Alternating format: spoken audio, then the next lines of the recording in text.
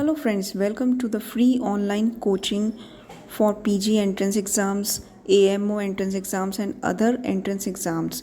जैसा कि हमने पहले बताया था, ये कोचिंग बिल्कुल फ्री होगी एंड इसमें ईच एंड एवरी चैप्टर और each and every line of every chapter cover की जाएगी, जो कि एग्ज़ाम्स के लिए बहुत ही इम्पॉर्टेंट है। तो चलिए बढ़ते हैं। चरक सूत्र अध्याय 2 अपामार्ग तंडुलीय अध्याय। आगे बढ़ने से पहले दोस्तों प्लीज़ चैनल को सब्सक्राइब करना ना भूलें टू गेट रेगुलर वीडियोस। तो चलिए बढ़ते हैं। भेषज चतुष्क का ये दूसरा चैप्टर है जिसका नाम है अपामार्ग तंडुलीय अध्याय। जो दूसरा चैप्टर है इसका अपामार्ग तंडुलीय अध्याय, इसमें अंतः परिमार्जन द्रव्यों का वर्णन किया गया है। अंतः परिमार्जन द्रव्य मतलब कि जो हम इंटरनली यूज़ करते हैं, और जो चैप्टर 3 है उसमें बाह्य परिमार्जन द्रव्य का यूज़ किया गया है, मतलब जो बाहरी शरीर के बाहर लोकल एप्लीकेशंस के लिए यूज़ करते हैं। एंड 4th चैप्टर चरक का है महाकषाय का, जिसमें बोथ अंतः परिमार्जन एंड बाह्य परिमार्जन द्रव्यों का यूज़ होता है और उनके बारे में बताया गया है। अपामार्ग तंडुलीय में तंडुलीय का मतलब क्या है, ये क्वेश्चन आता है एग्ज़ाम्स में। जैसा कि चक्रपाणी ने कहा है, तंडुल का मतलब होता है एक ऐसा बीज जिससे अंकुर बन सकता हो। अंकुर जनन समर्थ बीज भवा नाम। इसके बाद आते हैं शिरोविरेचन द्रव्य की तरफ। शिरोविरेचन कितने होते हैं द्रव्य, ये है 25। और तुलसी जो शब्द है वो चरक में कहीं भी मेंशन नहीं है। चरक ने तुलसी के लिए सुरसा शब्द यूज़ किया है। सर्वप्रथम तुलसी शब्द जो था वो वाग्भट में अष्टांग संग्रह में यूज़ किया था।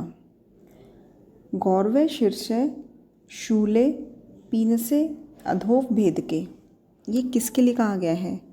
गौरव शीर्षय शूले पीनसे अधोव भेद के, ये शिरोविरेचन के लिए कहा गया है। आइए देखते हैं शिरोविरेचन के द्रव्यों की तरफ। इसमें 25 द्रव्य हैं, सारे तो नहीं याद कर पाएंगे, लेकिन जो मेन इंपॉर्टेंट द्रव्य हैं जिसके रिगार्डिंग क्वेश्चंस पूछे गए हैं वो याद करते हैं। इसमें सबसे पहला है त्रिकटु। त्रिकटु शिरोविरेचन द्रव्य में बताया है। त्रिकटु में क्या होता है? सौंठ, मरीच और पिपली, ठीक है। और श्रेष्ठ शिरोविरेचन द्रव्य कौन सा है? अपामार्ग। 2 मूलनी द्रव्य, हमने मूलनी द्रव्य कितने पढ़े थे? 16, और फलनी पढ़े थे 19 पिछले अध्याय में। तो उस 16 में से जो 2 मूलनी द्रव्य हैं, श्वेता एंड ज्योतिष्मती, इनको शिरोविरेचन में लिया गया है। एंड चरक ने शिरोविरेचन में पिपली को लिया है, जैसा कि त्रिकटु में बताया पिपली मूल को नहीं लिया। वचा एंड ज्योतिष्मती को भी शिरोविरेचन में लिया गया है। वमन द्रव्य कितने होते हैं? वमन द्रव्य होते हैं 10। उपस्थिते श्लेष्म पित्ते व्याध्याम आमाश्य आश्रय वमनात् प्रयुञ्जते भिषक देहम आदुष्यन्। उपस्थिते श्लेष्म पित्ते व्याध्याम आमाश्य आश्रय वमनात् प्रयुञ्जते भिषक देहम आदुष्यन्। एक मतलब कि वमन ऐसा करवाना कि शरीर को कोई हानि ना पहुँचे। और वमन कब करवाया जाता है? जब व्याधि, जब दोष आमाशय में आश्रित हो। वमन 10 हैं, जिसमें 6 तो आपके हो गए छड वामक, मदनफल, जिमूतक, इक्ष्वाकु, धामार्गव, कुटज, कृतवेधन। 6 तो ये हो गए, प्लस 4 है मधुक, पिपली, नीम, एला। चरक एंड वाग्भट ने एला को वमनार्थ कहा है, लेकिन आचार्य सुश्रुत ने एला को वमनार्थ नहीं माना। एंड भाव प्रकाश में क्या लिखा है? एला में जो बड़ी इलायची होती है वो छर्ती घन है एंड छोटी इलायची कफ नाशक है। तो शिरोविरेचन द्रव्य हो गए 25, वमन द्रव्य हो गए 10 एंड विरेचन द्रव्य हो गए 17। दोस्तों जब भी ये क्वेश्चन आए कि विरेचन द्रव्य कितने हैं, तो फर्स्ट चॉइस होगी आपकी 17 एंड सेकंड चॉइस, अगर 17 ऑप्शंस में ना आए देन सेकंड चॉइस होगी 15। 15 क्यों?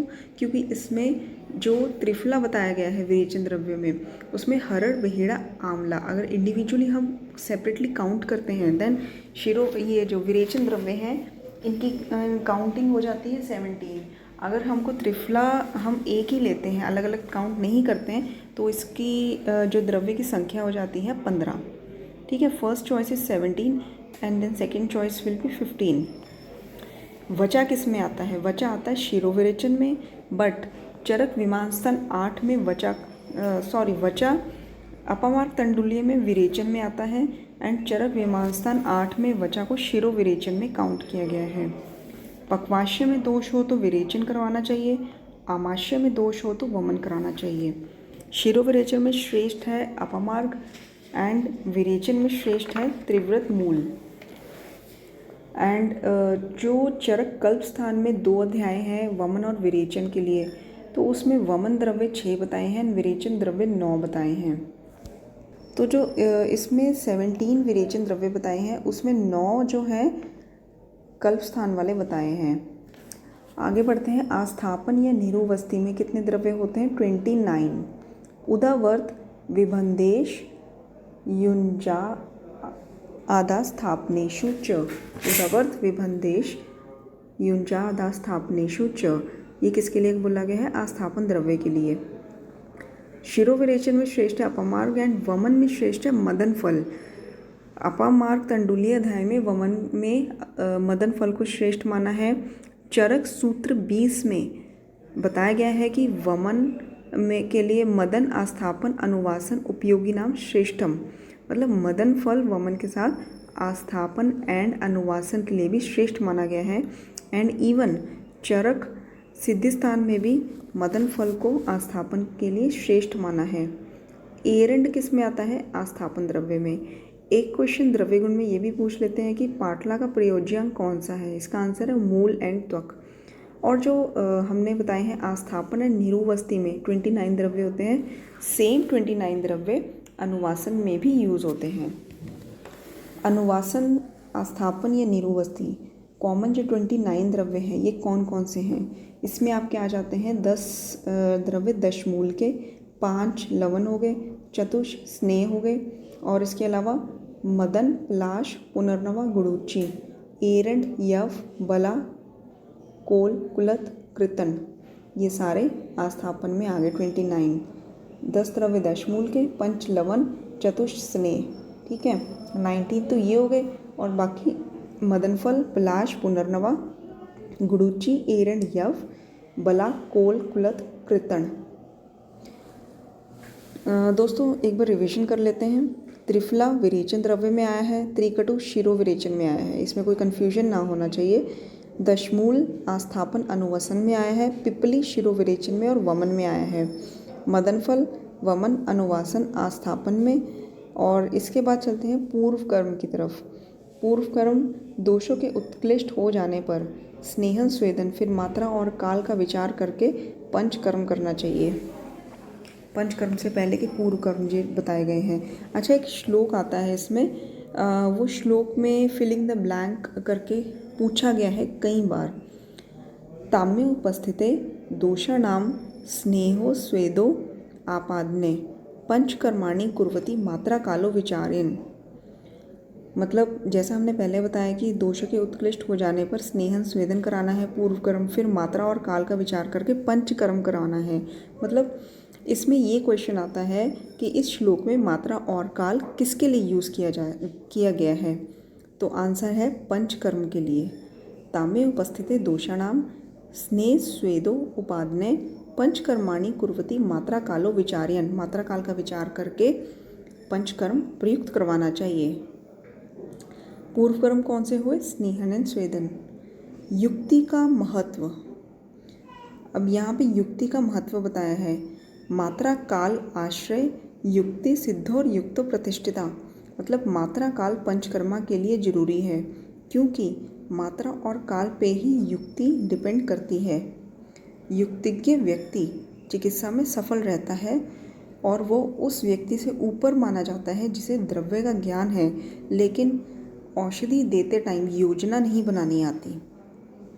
ऐसे व्यक्ति को जो युक्तिपूर्वक चिकित्सा करता है उसे तृतीष्ठ्युपरि युक्तिज्ञ कहा गया है। एक क्वेश्चन और आता है कि युक्ति टर्म सर्वप्रथम कहाँ पे यूज़ हुई है? इसका आंसर है चरक सूत्र 2 अपामार तंडुलीय अध्याय। एंड इवन एक बहुत ही इंपॉर्टेंट लाइन चरक विमान स्थान 3 में भी बताई गई है। जैसे कि हम कहते हैं कि जितनी हमारी लाइफ है, हमारी सांसें हैं, वो फिक्स हैं कि इससे ज़्यादा हम लाइफ हमारी नहीं है। किसी की 60 साल, किसी की 70 साल, किसी की 40 साल। बट चरक विमान स्थान 3 में ये बोला गया है भूतानाम आयु युक्ति अपेक्षा, मतलब कि आयु फिक्स नहीं है, ये युक्ति पर डिपेंड करती है। अगर युक्तिपूर्वक हम चिकित्सा दें तो हम किसी भी पेशेंट की आयु बढ़ा सकते हैं। बहुत बड़ी बात जो चरक विमान स्थान 3 में कही जा चुकी है। तो चलिए दोस्तों आगे बढ़ते हैं यवागु की तरफ। यवागु चरक सूत्र 2 में इसका रेफरेंस दिया गया है। यवागु कितने होते हैं? 28। उसमें से 22 जो है यवागु टर्म यूज़ करी गई है एंड 6 पेया के लिए यूज़ करी गई है टर्म। 22 यवागु, 6 पेया। काश्यप ने यवागु कितने बताए हैं? 21 यवागु एंड 7 यवागु दोष। भेल ने 8 यवागु, 12 पथ्य, 300 उपना। 8 यवागु, 12 पथ्य, 300 उपना। अन्न विलेपी मंड यवागु 5, 4, 14, 6 लागू। अन्न में 5 गुना पानी पड़ता है, विलेपी में 4 गुना, मंड में 14 गुना, यवागु में 6 गुना। दोस्तों it's very very very important topic और इसमें से हर साल एक क्वेश्चन तो आता ही आता है। तो अन्न में 5 गुना, विलेपी में 4 गुना, मंड में 14 गुना एंड यवागु में 6 गुना जल पड़ता है। ये रेशो है तंडुल रेशो जल की, 1 रेशो राइस एंड बाकी जो अकॉर्डिंगली जल की रेशो बताई है। पेया एंड मंड में इक्वल रेशो होती है जल की, दैट इज़ 14 गुना जल पड़ता है पेया एंड मंड। अब इसमें शाडंगदर ने अपना ओपिनियन सबसे डिफरेंट दिया है, सबसे अलग दिया है। वो है जैसे चरक ने बताया है यवागु में 6 गुना जल, तो शाडंगदर ने बताया है 16 गुना जल यवागु में पड़ता है। अनदर इम्पॉर्टेंट क्वेश्चन इज सिक्ता विरहितो यवागु, मतलब कि जो सिक्ता विरहितो मंड मतलब जो मंड है वो सिक्ता रहित होती है। सिक्ता रहित मतलब कि क्लियर लिक्विड जिसमें दाने ना हो। मंड सिक्ता रहित होती है, क्लियर लिक्विड। पेया सिक्त समन्विता, मतलब पेया सिक्ता युक्त होती है, ठीक है। मंड एंड पेया में इक्वल जल डलता है, मतलब कि 14 गुना। और डिफरेंस ये है कि जो मंड है वो क्लियर लिक्विड होता है, सिक्ता रहित, एंड पेया सिक्ता युक्त होती है। विलेपी विरल द्रव होता है और वहीं पे सुश्रुत आचार्य ने यवागु को विरल द्रव बोला है, विलेपी को बहुसिक्ता बोला है। एंड चक्रदत्त बुक में जो कि चक्रपाणी ने लिखी है, उन्होंने यवागु को बहुसिक्ता बोला है। फिर से रिपीट कर लेते हैं क्योंकि कन्फ्यूजन क्रिएट कर सकता है, बट इसको बार बार सुनेंगे तो आपको प्रैक्टिस हो जाएगी और लर्न भी हो जाएगा। चरक ने मंड को सिक्ता रहित बोला है, क्लियर लिक्विड। पेया को सिक्ता युक्त बोला है, विलेपी को विरल द्रव बोला है। सुश्रुत ने यवागु को विरल द्रव बोला है, विलेपी को बहुसिक्ता बोला है, एंड चक्रपाणी ने यवागु को बहुसिक्ता बोला है। शूलनाशक यवागु की स्टडी करते हैं। शूलनाशक यवागु, इसमें दीपनीय और शूलनाशक द्रव्य होते हैं, पिपली, पिपली मूल, चव्य चित्रक, नागरह। अगर हम देखें दीपनीय एंड शूलघन महाकषाय, तो उसमें भी पंचकोल हमें पढ़ने को मिलता है। पाचनी और ग्राही यवागु, इसमें दही, बिल्व, चांगेरी, तक्र, दाड़िम। अगर बिल को देखा जाए तो ये अतिसार में काम आता है, ग्राही होता है। तक्र भी ग्राही होती है, दाड़िम पाचक होता है, चांगेरी पाचक होता है। तो ये सारे पाचनी और ग्राही यवागु में आते हैं। नेक्स्ट इज अतिसार। अतिसार में वातज अतिसार, श्लेष्म पित्तज अतिसार, रक्त अतिसार एंड आम अतिसार। अब वातज अतिसार में लघु पंचमूल क्वाथ द्वारा सिद्ध पेया बताई गई है, लघु पंचमूल का क्वाथ द्वारा सिद्ध पेया। श्लेष्म पित्तज अतिसार में शालपन्नी, प्रश्नपन्नी। श्लेष्म पित्तज मतलब श से श्लेष्म, शालपन्नी, प से पित्तज, प्रश्नपन्नी। और इसके अलावा 3 और हैं, बेल, सारीवन एंड पिठिवन। रक्त अतिसार में पेयस्या अर्धोदके छ्यागे, मतलब कि बकरी का दूध बताया गया है, क्योंकि बकरी का दूध ग्राही होता है और रक्त स्तंभन करता है। और इसके अलावा जो रक्त पित्त में और रक्त अतिसार में बताया गया है ही बेर उत्पल नागरे। री बेर उत्पल और नागर से बनाई गई जो क्वाथ होता है वो रक्त अतिसार में बताया है। और सेम ही रक्त पित्त वाले चैप्टर में चरक चिकित्सा में जो है उसमें भी री बेर उत्पल नागरे बताया गया है। प्रश्नपर्णी ये रक्त अतिसार एंड श्लेष्म पित्त अतिसार, ठीक है। प्रश्नपर्णी हमने श्लेष्म पित्त अतिसार में पढ़ा था एंड ये रक्त अतिसार में भी काम आती है। आम अतिसार में आमनाशक सौंठ, ठीक है। अतिविषा एंड अम्ला। आम अतिसार में आमनाशक द्रव्य होते हैं सौंठ, अम्ला, अतिविषा। आगे बढ़ते हैं। शोधंष्ट्रा मतलब शोधंष्ट्रा गोक्षुर जो होता है एंड कंठकारी एंड फानित, इसके बारे में बताया गया है। शोधंष्ट्रा के बारे में चरक ने अपने आग्रह द्रव्य में बताया है। शोधंष्ट्रा मूत्र कृच्छानाम अनिल हराणाम श्रेष्ठम, ठीक है। मूत्र कृच्छ में काम आता है, डायूरेटिक भी है, ठीक है। एंड कृमिघन से पहले ये जान लेते हैं कि जो मैंने शोधंष्ट्रा मतलब शोधंष्ट्रा को गोक्षुर कहा है, कंठकारी एंड फानित, ये तीन द्रव्य किस में यूज़ होते हैं? ये तीन द्रव्य यूज़ होते हैं मूत्र कृच्छ में, क्योंकि गोक्षुर इज श्रेष्ठ डायूरेटिक एंड सबसे श्रेष्ठतम द्रव्य है जो मूत्र कृच्छ में यूज़ किया जाता है। और कृमिघन में अब आ जाते हैं। विडंग कृमि घना नाम श्रेष्ठम, विडंग को कृमिघन द्रव्य में श्रेष्ठ माना गया है। और इसके साथ और द्रव्य है मरिच, क्षार। क्षार में सुवर्चिका क्षार, सुवर्चिका क्षार को हम सज्जी क्षार भी बोलते हैं, तो सुवर्चिका क्षार को हमने तक्र के साथ लेना है, ठीक है। ये आगे कृमिघन में। और तक्र की अगर बात की जाए तो तक्र प्लस पिनियाक, ये बहुत इंपॉर्टेंट क्वेश्चन है।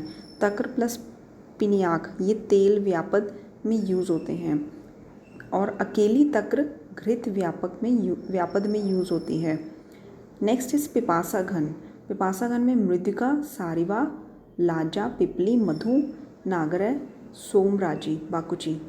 दोस्तों पिपासा घन, शुदा घन, इन यवागु में से क्वेश्चन एक आना तो तय है। और पिपासा घन और शुदा घन में से भी बहुत सारे एग्ज़ाम्स में एक क्वेश्चन तो आता ही आता है। पिपासा घन में मृदिका, सारिवा, लाजा, पिपली, मधु, नागर, सोमराजी, मतलब सोमराजी को क्या बोला गया है? बाकुची। काशर्य और मेदो रोग में, अब काशर्य और मेदो रोग में कौन कौन से द्रव्य यूज़ होते हैं? मोटा करने के लिए, वेट गेन करने के लिए भृंगणीय जो माना गया है वो सबसे अच्छा माना गया है सुअर का मांस। वरा के मांस से बनाई गई यवागु, सिद्ध वरा निर्युय। काशर्य के लिए अगर वेट लॉस करना है तो उसमें गवेधुक, यवागु प्लस शहद। गवेधुक में जैसे यव हो जाता है, मुनक्का हो जाता है, इनके क्वाथ से सिद्ध यवागु और शहद देना है। गवेधुक अन्नम कृषियाणाम श्रेष्ठम, ये चरक सूत्र 25 में बताया गया है। गवेधुक अन्नम कृष्णानाम श्रेष्ठम, किसी का अगर वेट लूज़ कराना है तो गवेधुक अन्न जो है श्रेष्ठ बताया गया है। अब प्रमित आसन से भी वेट लूज़ होता है, ये चरक सूत्र में बताया गया है 25 में।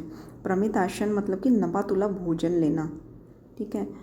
अब एक चीज़ और है कि अगर किसी को स्नेहन करवाना हो तो सर्पी तिल में लवण अगर मिला दें फिर स्नेहन करवाएं तो वो सद्य स्नेहन हो जाता है। रुक्षणार्थ, रुक्षणार्थ में क्या आता है? आम्लक क्वाथ और कुशमूल। कुशमूल आम्लक क्वाथ से बनी श्यामा यवागु, ये रूक्षण करने के लिए काम आती है। चरक सूत्र 25 में एक श्लोक है, उदालक अन्नम विरोक्षणीयाणाम श्रेष्ठम। उदालक अन्नम विरोक्षणीयाणाम श्रेष्ठम, मतलब कि जो उदालक अन्न है वो रूक्षणार्थ के लिए श्रेष्ठ माना गया है। चरक सूत्र 13 में बताया गया है कि स्नेह में लवण अगर मिक्स कर दें तो सद्य स्नेहन हो जाता है, जैसे कि मैंने पहले बताया। श्वास कास हिक्का घन यवागु, दश मूल के क्वात से सिद्ध यवागु इसमें काम आती है। श्वास कान घनी एंड हिक्का घन यवागु। पेट में अगर दर्द हो तो यमक मदिरा सिद्धा पक्वाशय आजापदा। अब जो पेट के दर्द के लिए यमक को क्या बोलते हैं? That is a combination of two स्नेह, दो स्नेह घृत और तेल के कॉम्बिनेशन को यमक कहते हैं। उसमें हमने मतलब चावल को भून के मदिरा से सिद्ध करके जो बनाई गई यवागु होती है, दैट इज़ गुड फॉर पेट दर्द। सारक यवागु, सारक मतलब कि रेचक। सारक यवागु शाक मांस तिल उड़द से सिद्ध जो यवागु होती है। शाकाय मासय तिल मासय सिद्धा वर्चो निर्यसति। ग्राही कषाय रस वाले द्रव्य, जामुन की गुठली, आम की गुठली, दही, बिल्व, ये जो द्रव्य होते हैं इनसे सिद्ध यवागु ग्राही कहलाती है। भेदनीय यवागु, भेदनीय में एक क्षार डलता है क्योंकि क्षार को छेद्य, वेद्य और लेखनीय द्रव्य में लिया जाता है। वातज अनुलोमन यवागु, अब वातज अनुलोमन यवागु में क्या डलता है? अभ्या, पिपली और सौंठ, अभ्या, पिपली, मूल एंड सौंठ। वातज अनुलोमन यवागु में अभ्या, पिपली, मूल एंड सौंठ।